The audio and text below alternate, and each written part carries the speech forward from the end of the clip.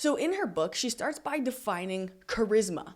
And you know what charisma is. It makes you drawn to somebody because they just have it going on, or else it comes across as such. And charisma is magnetic. People want to be around others that are charismatic. And she found through her research that charisma is the perfect blend of warmth, kindness, and competence. Warmth tells somebody that they can trust you.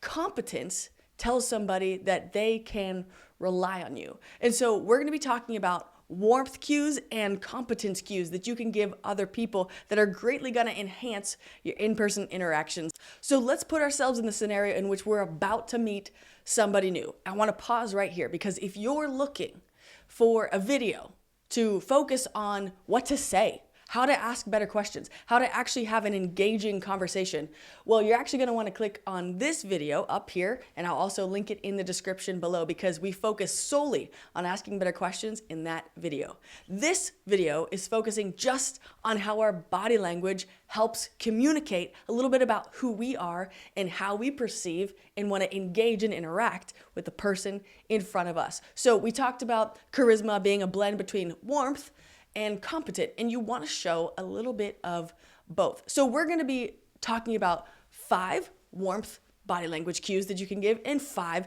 competence body language cues that you can give. And you don't need to do all of them, okay? I would say a good goal is in any interaction with people to employ and use 3 of these cues to give people this aura about you that you are in fact interested, care, want to know more about them. And if you're listening to the audio version of this, I'm going to do my best to describe it for you, but you can also watch the YouTube version to see these body language cues happen via video. So the first warmth cue that shows people that you're interested in what they have to say is by slightly tilting your head to one side. Now you might be thinking, that's kind of weird. Like, won't it look like, well, you don't become all dramatic. Just a slight tilt says, hey, like, I'm interested in what you have to say. And the reason for this is actually whenever it's hard to hear somebody, you're naturally doing this. Usually we naturally are tilting one side of our head closer towards the person because we're trying to hear what they're saying. So even that shows an interest in the dialogue. Number 2 is nodding your head slowly when they're talking. So we're leaning our head to the right or left slowly and then nodding really slowly at what they have to say. Now, why am I emphasizing slow so much? Well, because think about it. The last time that someone nodded their head at you, you probably remember one of 2 things happening.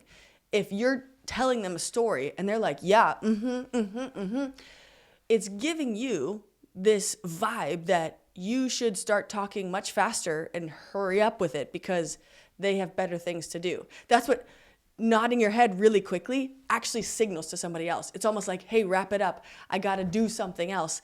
And if you actually are trying to be interested in a conversation, then you do not want to snap that head back and forth real quick. You want it to be slow and methodical because that actually pulls more out of someone as a result. And nodding your head 3 times is actually what appears to be, based on science, the magic amount to get people to keep talking. The third one is what's called a savor smile.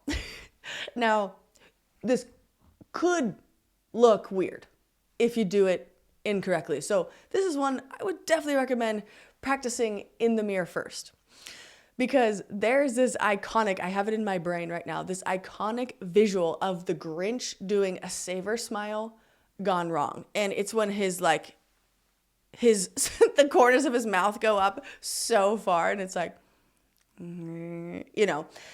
that looks creepy. But a savor smile is when instead of going immediately from straight face to like smile, you take 2 seconds to get your smile drawn out. It's like slowly working your way into a smile. That's why it's called a savor smile. And when you give someone and flash a savor smile like this, it really makes people feel like you're very engaged in what they have to say and that you're walking alongside them in whatever story or thing that they're sharing with you. So that is another cue that you can employ in these conversations. Now, of course, try it. If it feels weird, then don't do it. But if you like smiling, which is ideal because smiling actually universally makes the person that you are talking to or listening to feel more appreciated. When they get a smile, that's why I would say smiles are always good.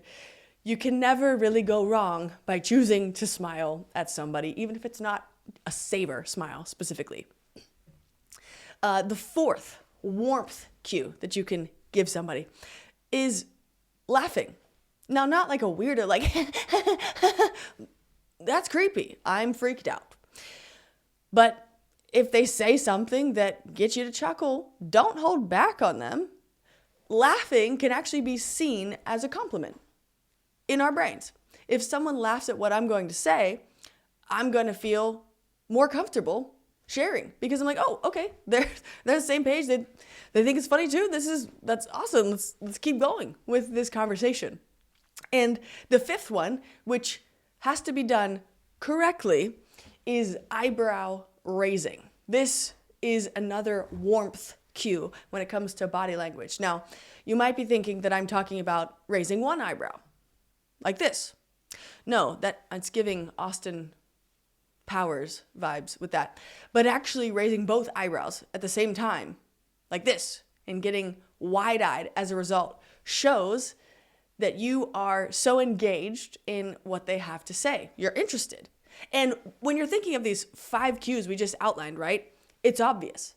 Because as I'm probably flashing them at you, you're getting the same idea. You're like, oh, okay, yeah, this makes sense. It all makes sense. That's the beautiful thing about these cues. But sometimes we overlook them and we get so panicked and self-conscious about how we look that we start internalizing everything instead of really focusing on the conversation happening in front of us. And so if we can learn how to naturally, which takes time, but it's worth it, if we can naturally kind of evolve into flashing these body language cues almost without thinking because we're naturally engaged, then the entire thing is going to feel so much more natural to both parties. So that's it for the warmth cues. And again, warmth emotes and tells somebody that they can trust you, which is, of course, ultimately what we would all love to feel from somebody else. So this is our opportunity to display that to others.